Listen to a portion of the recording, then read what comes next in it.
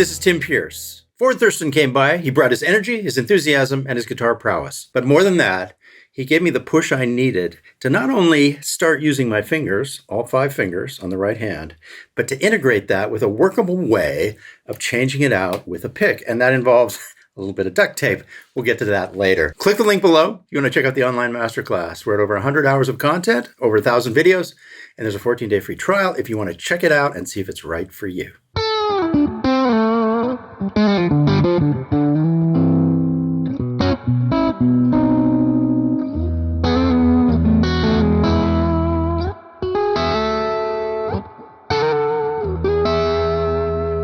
So on that Supro guitar that he's demonstrating, you can really hear the benefit of using the fingers over here. There's a depth to it and kind of a... Sometimes it pops, sometimes it sounds softer. There's a lot of dynamics. It also has a lot more bottom end sometimes.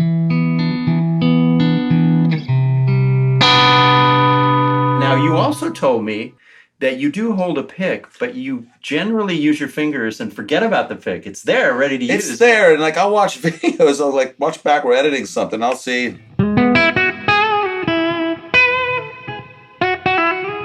I'm never using this, you know? It's, well, I don't even know why I have it there anymore. I mean, there's the tone you get from fingers. I don't use my fingers much. I'd like to do it more, but the tone is so much more expressive, and there's so much bottom end from the fingers when they touch the electric guitar. It's in some ways a superior sound. So I get it. It's more like a human voice. It's more emotional. You can it really is. It's kind of, you have kind of like this feathering of the thing rather than, you know. Yeah, that too.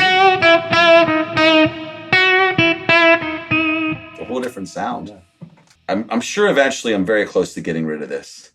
And Dunlop is going to be mad because this is one of those expensive picks. Now, I like Ford's idea of giving up the pick entirely. I've developed a style where I kind of couch the pick in here, and it's somewhat limiting. I can do some hybrid picking, but it feels like it's encumbering my hand.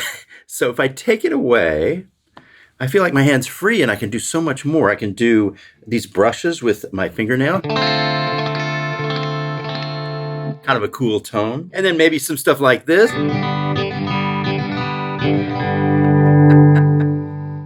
It's just, and it's particularly with distortion. I mean, Ford is really right. It becomes a feathering situation. That's a perfect word for it.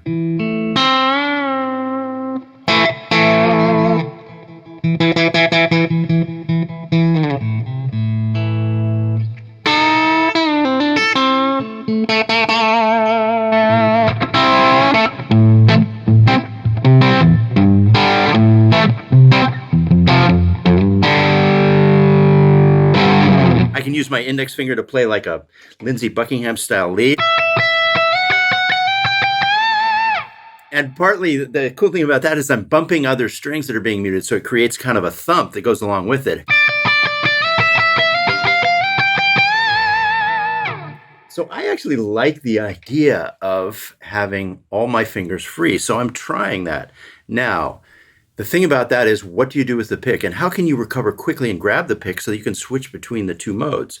If I'm sitting down, I can set it here on my thigh. That works. But I found something else that I like. I put a little piece of duct tape right there, and I can play, drop it there, pick up the fingers, pick up the pick. And the idea would be to have, you have natural breaks in your playing, or you should. You have breaths and pauses if you're doing a solo. In those natural pauses, that's a perfect opportunity for me to plant the pick there and pick up the pick.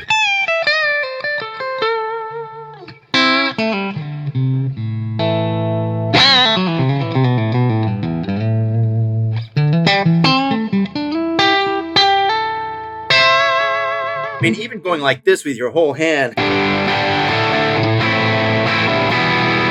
kind of an attitude to it. So the possibilities seem to kind of open up and expand if you have this hand totally available to strike and finger pick.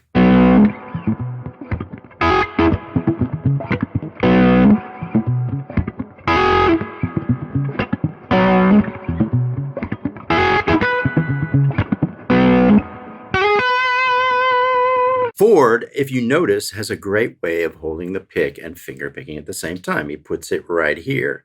Now, the great thing about that, it's easy for him to recover and grab it and use it and put it there. Check this out. It's pretty easy. So that's a good workaround. A lot of great guitar players have similar workarounds.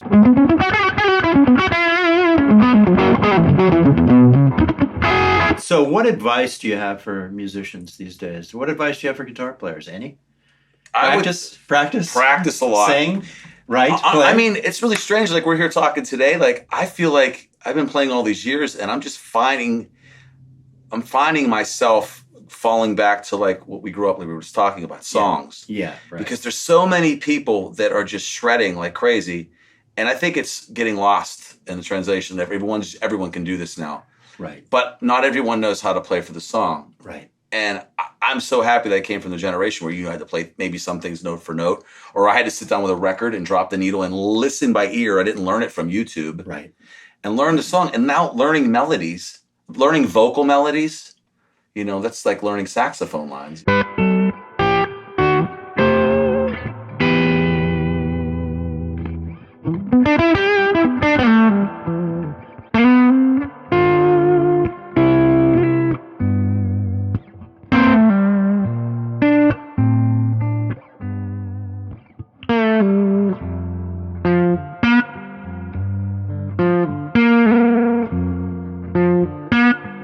And what I did is I did publishing demos, didn't pay a lot, but it was a way for me to actually learn to be a better recording musician. I would have songwriters arguing over my parts over my shoulder, getting paid next to nothing, but it taught me how to come up with parts and sounds quickly. And after about 3 years of that and saying no to all tours, I was able to get a foothold and start doing sessions in 1990.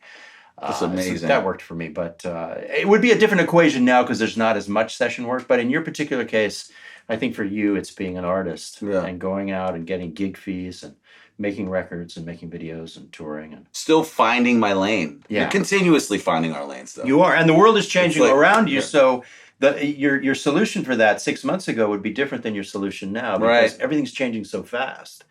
So that's why I would say I wouldn't suggest the session thing now because it's not as big as it used to be. You'd be better off branding yourself. I just think that there's more going on with like what you have going on, which, by the way, like seeing how I know how hard you work and doing it all, it's actually, to me, it's attractive because you have complete control over your destiny. It feels really good. I started 10 years ago, and you could do this. Any musician could do the same thing. I think I recommend that musicians brand themselves.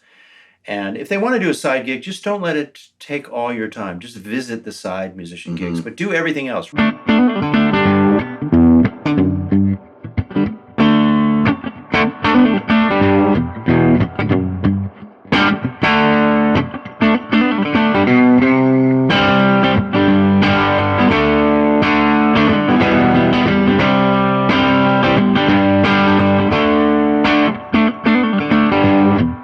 It's scary because what we're talking about really is like a blind thing, but really it's not, because if you pay attention to what's going on for the modern guitar player, it really is social media and the whole world is watching. It's amazing. I was running on Venice Beach and some guy ran up behind me only because I wore the shirt three days last week. And he went, "Hey, Ford Thurston." And he said, "Change your shirt." I can attest to that. I mean, my friend Marty Schwartz gets recognized a lot in every airport he goes to, everywhere in the country. And I have a small little version of that when I go to the NAMM show or Sweetwater or the PRS Experience Festival. I get appreciation from people who watch my videos, and they're so appreciative that they're getting this thing. So you realize you're reaching people. So get yourself out there on social media and reach the people directly. It's a blast. Now I'm going to take us home, so to speak, with a tune that I wrote based on Ford's inspiration, where I actually, in the course of this song, trade out the fingers and the pick, I think in a way that works really well.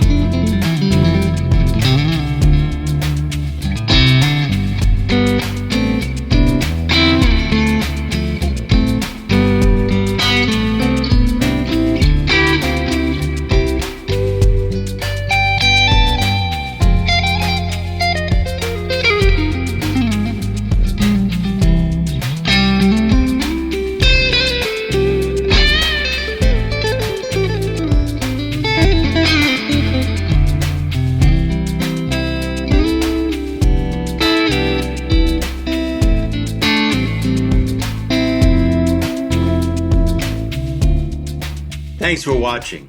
If you haven't subscribed yet, please hit the subscribe button and ring the bell. If you are a subscriber, please ring the bell. It lets us let you know every time a new video is released. You can also support us by clicking the link below for the online masterclass. As I always say, we're up to over 100 hours of lessons and content, over 1,000 videos, and we add more every month. There's a 14-day free trial. Take your time, take a long look. We'd love to have you join us.